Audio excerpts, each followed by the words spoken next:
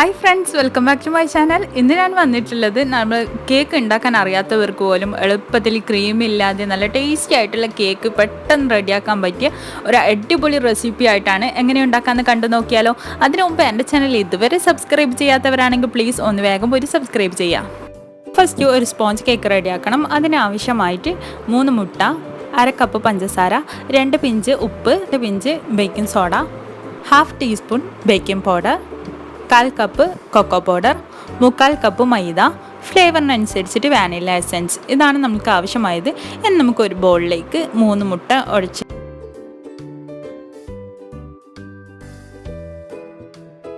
3 മുട്ട നന്നായിട്ടൊന്ന് ബീറ്റ് ചെയ്തെടുക്കാം. ബീറ്റ് ചെയ്യുന്ന ടൈം ചെറുതായിട്ട് ഒന്ന് പതിന് വരുന്ന ടൈം നമുക്ക് പഞ്ചസാര കുറച്ച് ആഡ് ചെയ്ത് കൊടുക്കാം.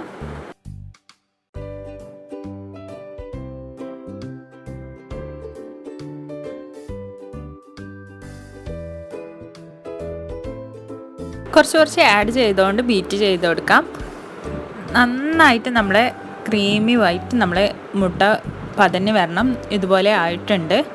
ഇനി നമുക്ക് ഇതിലേക്ക് കുറച്ച് വാനില എസൻസ് ആഡ് ചെയ്ത് കൊടുക്കാം. വാനില എസൻസ് ആഡ് ചെയ്തതിന് ശേഷം ജസ്റ്റ് ഒന്ന് ബീറ്റ് ചെയ്ത് കൊടുക്കാം.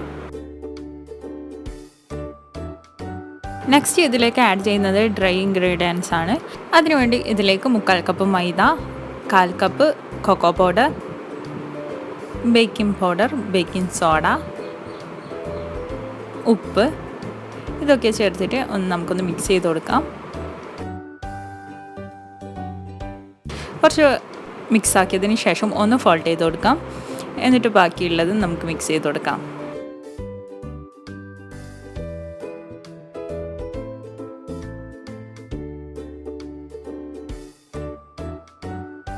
ഡ്രൈ ഇൻഗ്രീഡിയൻസ് നന്നായിട്ട് മിക്സ് ചെയ്യണം. എവിടെയും കട്ടയൊന്നും ഇല്ലാതെ നല്ലപോലെ ഒരുപോലെ നമുക്ക് മിക്സ് ചെയ്തെടുക്കണം. നല്ലപോലെ മിക്സ് ചെയ്തെടുത്തിട്ടുണ്ട്. ഇനി ഇത് നമുക്ക് ഒരു ബേക്കിംഗ് ട്രേയിലേക്ക് മാറ്റാം. ഇത് ഞാൻ ഗ്രീസ് ചെയ്ത് വെച്ച ബേക്കിംഗ് ട്രേ ആണ്. ഇതിലേക്ക് നമ്മളെ മിക്സ് ഒഴിച്ചു കൊടുക്കാം.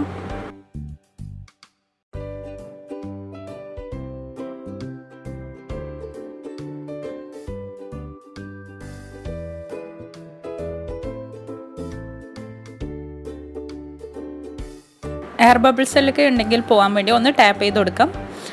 ഞാനിത് ഓൾറെഡി ഒന്ന് പ്രീ ഹീറ്റ് ചെയ്യാൻ നമ്മൾ ഒരു പാത്രം വെച്ചിട്ടുണ്ട്. അതിൻ്റെ ഉള്ളിൽ ഒരു ഹൈറ്റിന് ഒരു പാത്രം വെച്ചിട്ടുണ്ട്. ഇനി ഇതിലേക്ക് നമ്മൾ ബേക്കിംഗ് ട്രേ വെച്ച് കൊടുക്കാം.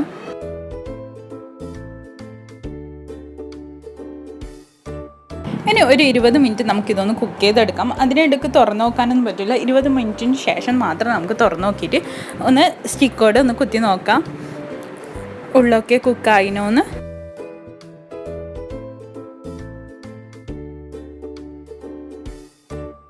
സ്പോഞ്ച് കേക്ക് റെഡി ആയിട്ടുണ്ട്. ഇനി നമുക്ക് ഇതൊന്ന് ചൂടാറാൻ വെക്കാം. അടുത്തത് ഇതിൻ്റെ ഫില്ലിങ്ങിന് റെഡിയാക്കാം. ക്രീമിന് പകരം വെച്ച് കൊടുക്കാനുള്ള ഫില്ലിങ് റെഡിയാക്കാം. അതിനുവേണ്ടി ഒരു പാൻ വെച്ചിട്ടുണ്ട്.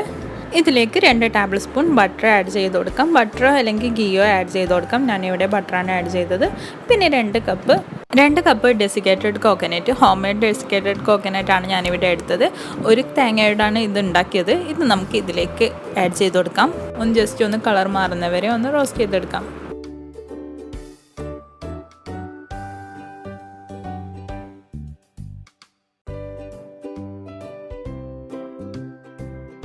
ചെറുതായിട്ട് കളറൊക്കെ മാറി വരുന്നുണ്ട്. ഇനി ഇതിലേക്ക് 1 കപ്പ് പാൽ ഒഴിച്ചു കൊടുക്കാം.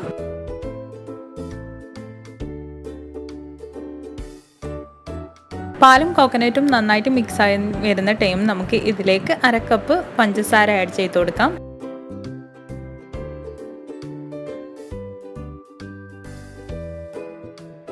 പഞ്ചസാര ആഡ് ചെയ്തിട്ട് നന്നായിട്ടൊന്ന് മിക്സ് ചെയ്ത് കൊടുക്കാം. നല്ലപോലെ തിക്കായിട്ട് നമ്മളെ മിക്സ് വരുന്നവരെ വെയിറ്റ് ചെയ്യാം. പാലൊക്കെ ഡ്രൈ ആയിട്ട് വന്നിട്ടുണ്ട്.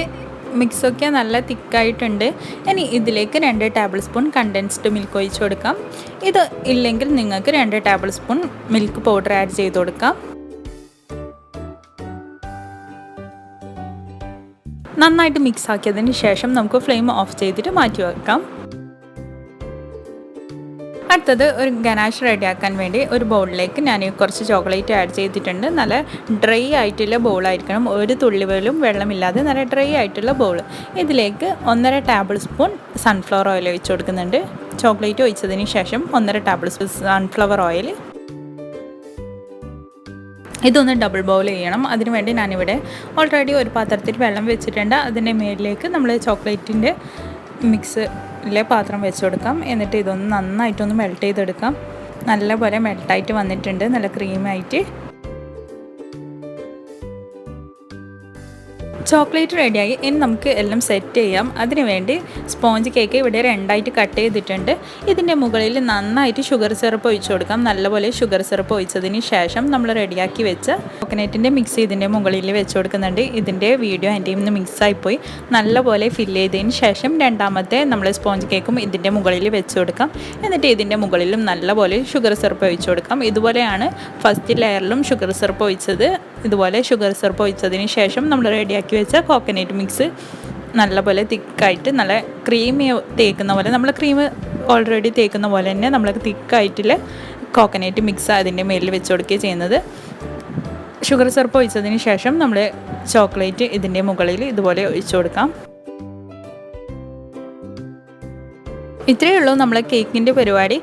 കേക്ക് ഉണ്ടാക്കാൻ അറിയാത്തവർക്ക് പോലും നല്ല എളുപ്പത്തിൽ വേഗം ഉണ്ടാക്കാൻ പറ്റിയ നല്ല ടേസ്റ്റി ആയിട്ടുള്ള കേക്കിൻ്റെ റെസിപ്പിയാണ്. എല്ലാവരും ഒന്ന് ട്രൈ ചെയ്ത് നോക്കുക. ട്രൈ ചെയ്ത് നോക്കിയിട്ടുണ്ടെങ്കിൽ എനിക്ക് ഫീഡ്ബാക്ക് അറിയിക്കാൻ മറക്കരുത്. ഒരു മുഞ്ച് കൂട്ടാൻ വേണ്ടി 3 ചെറിയും കൂടി ഇതിൻ്റെ മുകളിൽ വെച്ച് കൊടുക്കാം. ഇത് തംബ്നെയിൽ ഫോട്ടോ എടുക്കാൻ നല്ല മുഞ്ച് കിട്ടാൻ വേണ്ടി വെച്ചതാണ്. നിങ്ങൾക്ക് നിങ്ങളെ ഇഷ്ടത്തിനനുസരിച്ച് ഡെക്കറേറ്റ് ചെയ്ത് കൊടുക്കാം. ഡെക്കറേറ്റ് ചെയ്തിട്ടില്ലെങ്കിലും നല്ല സ്കെയിലാണ്, കാരണം നമ്മൾ വൈറ്റും ബ്ലാക്കും ആയിട്ട് കാണാൻ നല്ലൊരു ഭംഗിയാണ്. എല്ലാവരും ഒന്ന് ട്രൈ ചെയ്ത് നോക്കാം.